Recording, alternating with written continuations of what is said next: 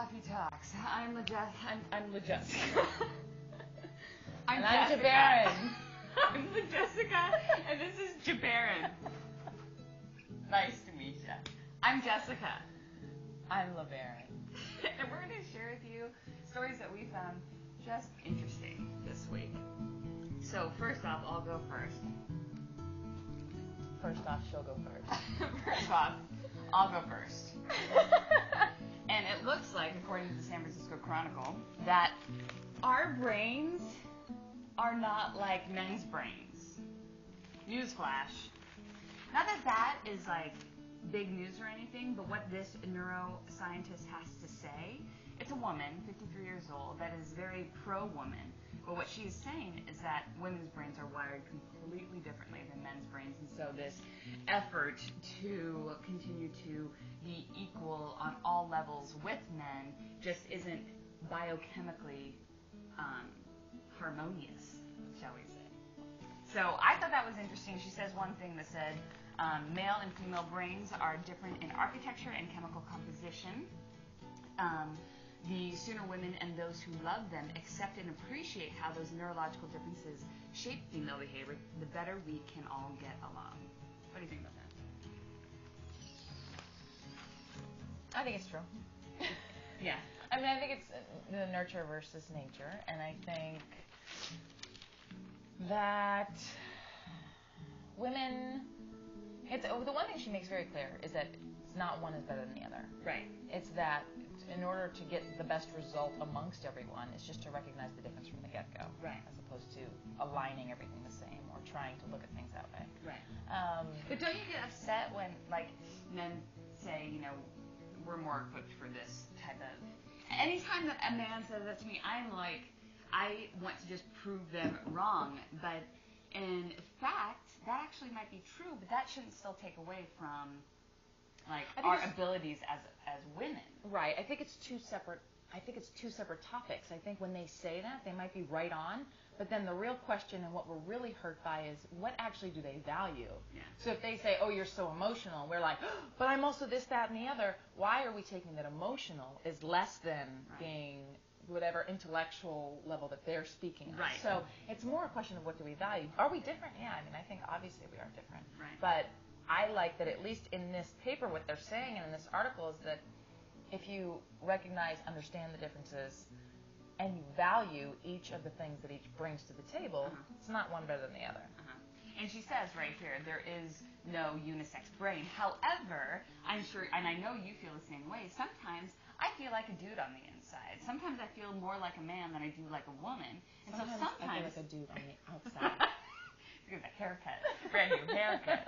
But, you know, you feel like you are genderless. I don't know if you guys feel that way at any point, but, like, at times I feel kind of genderless. I don't feel like a man or a woman. I just feel like a being that, you know, doesn't want to ride any sort of gender lines. And so to that point, sometimes I do feel like I have a unisex brain. You? You always feel like a woman? No. No. No. Negative. And sometimes I find myself trying to think like a man's brain, and maybe not consciously thinking that way. Right. But when I'm amongst men or I'm trying to be persuasive to a man or get a point across, sometimes I'll try to jump into their world, figure out how they would understand it, and then portray it that way. Right. So it depends. The last sentence that I will, the last quote that I will leave you all with is, women have an 8-lane superhighway for processing emotion, while men have a small country road. I think that pretty much is correct. That was my favorite sentence. Yeah. Okay, what do you got? What do I got? Well, from the Christian Post, lattes, iPods among air security fears. Okay, this is all about the most recent happenings with the terrorist plot that was, you know, found out before it occurred, but the evolution... Bullshit. But that's just my opinion. Go ahead. Which is a whole nother topic. With a whole nother political topic. Okay, so we've all heard lately about what's happened with, there was a group of 20-some terrorists that were caught in London with a plot to take down, I think it was 10 airplanes. And I think the biggest fear factor in this one is that what they were going to bring on the plane, they would have been able to get through security even if it was caught. each of them was going to bring something different, bring it onto the airplane, mix it up. Now, what has that brought into our world for people like me who travel all the time is, seriously, pain in the ass. More than anything else, absolute inconvenience, right. one. And two, I want to say it's a little eerie, but it's not like 9/11. 9/11 was eerie. Everyone was suspicious of everyone. This is more inconvenience. People aren't scared, they're pissed. No, they're pissed because and this is just, and I will get a little political right here, I don't think people are trusting that this is actually happening to the extent that our government is reacting to it. Like, I do believe that there are some elements of truth in here, that there probably was some form of a plot, but I don't think it was to the extent that, that... See, here's where you and I differ. I'm not saying, I don't know, because you never know when the government gives it to you. I don't know exactly to what extent, but I think what people truly are pissed about isn't so much the government. I mean, they are in other ways. But when it comes to the terrorist thing, I think they're pissed that they're being so inconvenienced because of it. But here's where the big question lies. And again, this is that real touchy, sensitive subject of profiling. People are being pissed that grandmothers are being pulled over and frisked, and mothers are having to drink their baby's formula to make sure it's not going to blow up on the airplane. Right. That's what's pissing people off. Right. Is what's the real answer? It's inconveniencing everyone across the board on time. And time's the one thing that we all need and we all care about and we can't get enough of. So if we're all being inconvenienced not on only that, time, but like privacy, your privacy, your person. But I think the biggest thing is time. I think the time across the board is getting everyone. Yeah. So the question is, no, people don't want to be profiled and pulled out. However, if the people who are being profiled and pulled out, it would even help their time because not everyone would be being pulled out, right? So you're kind of for profiling? I'm not for profiling. That's why I'm saying it's a tough thing. There's no easy answer to it. But I'll tell you what, they pull over my 84-year-old grandmother and they want to frisk her, I'm going to be pissed. Right, but what if that 84-year-old grandmother is like the grandmother of some, insurgent? I know. That is no like down answer. for the cause. But there's no easy answer, but all I know is that my lip gloss is not gonna... I snuck mine on. Breach of security. Right. Total rebel. I wouldn't be surprised if they show better front door. Okay, moving on. So, from The Independent, headline reads, "At last, the research says, eat what you want and get slim." I liked this headline, and I actually think it's correct. Because they're talking about, instead of dieting driven by dissatisfaction with one's own body, if one intuitively eats based on one's hunger and not eating out of emotion, then overall, through the course of their life, their BMI or their body mass index will be less. And I think this is dead on, because what it's telling people is to really appreciate, and especially women, is to accept and not only accept, but kind of embrace your body for what it is, and listen to its internal cues of hunger and fullness, opposed to eating purely out of emotion, which is where people get extremely obese, is when they just kind of go numb and continue emotionally eating. So I like this article, and I like what it has to say, because it means that if we can kind of get in tune with our bodies a little bit more, we don't ever have to go on any deprivation diets. And also, from personal experience, it's when I'm not trying to lose weight that I'm actually losing weight. And it usually correlates to when I'm in love, which usually correlates to a point where there's like an unconditional acceptance of everything. Because you're in love. And late night sex instead of late night eating. Yes! Yes! But sometimes when you have a boyfriend, you actually do consume a little bit more, because you're going out to eat all the time, and he loves you for like all your shit. All of it. Give me a little more on the backside. And we have had that request. More in the backside? Hello, MJ. Okay. I agree with this article as well to some extent. I think there is a huge caveat with this, though, and that is if you're aware of where that's coming from. Meaning you're saying go with what your body's asking for. And I think a lot of people mix up what their body and what their mind is asking for. So the emotion body thing, that's the hard thing, is deciphering where it's coming from. But I agree. When I am really focused on what do I need to eat today, and here's how many pounds I need to lose, and don't eat the carbs, and I'm thinking all day about what not to eat, and therefore I'm thinking all day about eating. Right. But when I'm not, and I just let my body tell me I'm craving something sweet, or I'm craving, some certain snack, if I go with that craving and I give it a little bit of it, it like satisfies the craving, and I usually can go on. I'm the same way. Right. When I'm concentrating on dieting is usually when I'm gaining. Right. So it's incredibly frustrating and not productive. So there was a sentence in here that says, but the following strategy will not guarantee women a svelte-like figure. There are going to be a variety of body types. For women, their ideal body weight will hover around the range that doctors say is healthy, but some will be healthy at a higher weight and some will be healthy at a lower weight. And so I think a lot of it is also our attempt to fit ourselves into a certain body type when that's actually might not be the body we were born into. So again, it's all about self-acceptance, getting in touch with yourself. Kumbaya. I want to talk more about kumbaya, but onward. Act like you're pre-pregnant, say U.S. feds. This is from Bust magazine. Okay, the whole title sounds weird, and the concept is a little weird, but healthy. It depends on angle you look at it. This article talks about that as soon as you are in childbearing mode, if you ever plan on having children or think you could have children, i.e. if you're ever having sex and you're menstruating, so from your period through menopause, they're saying act like you're pregnant. What does that mean? Healthier ways. They're saying in terms of take care of your body weight and take vitamins and no drinking and no drugs and don't get near cat shit or lead-based paints. I thought the cat shit was interesting.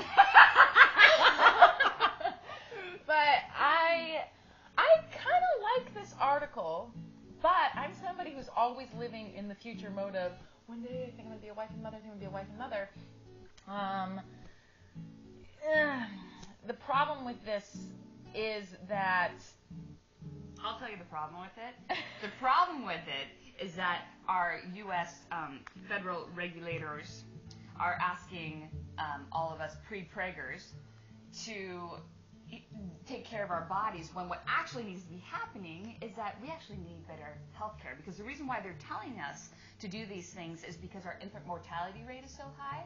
Well, why is our infant mortality rate so high? Is it because people self-care to a degree, but what else is it on a larger level?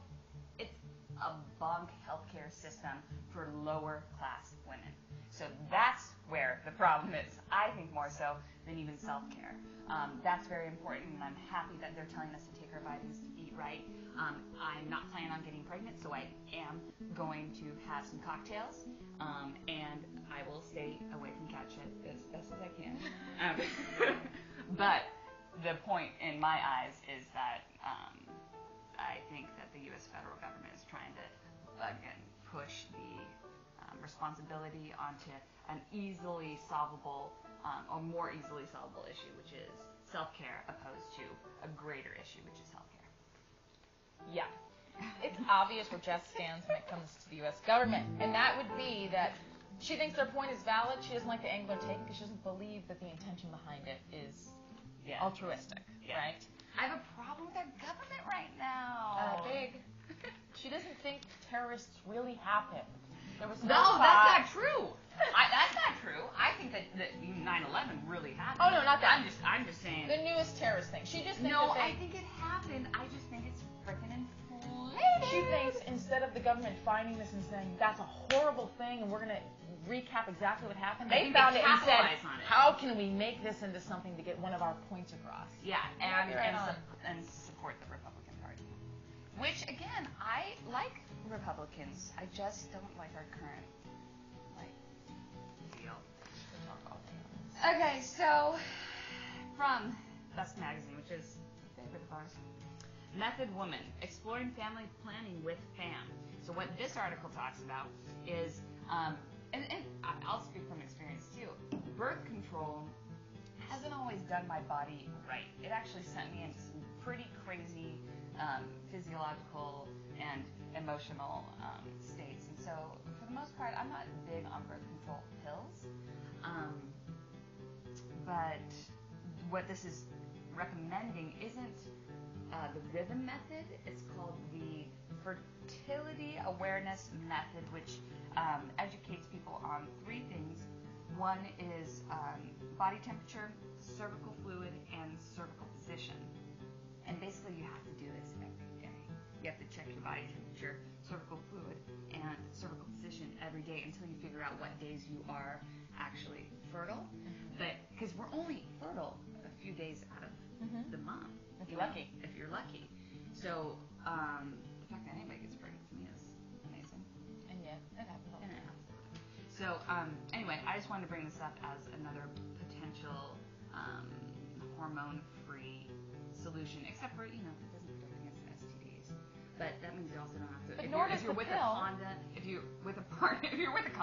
you're with a partner that has been tested and that you guys are in a monogamous relationship, you don't have to use condoms, which is cool.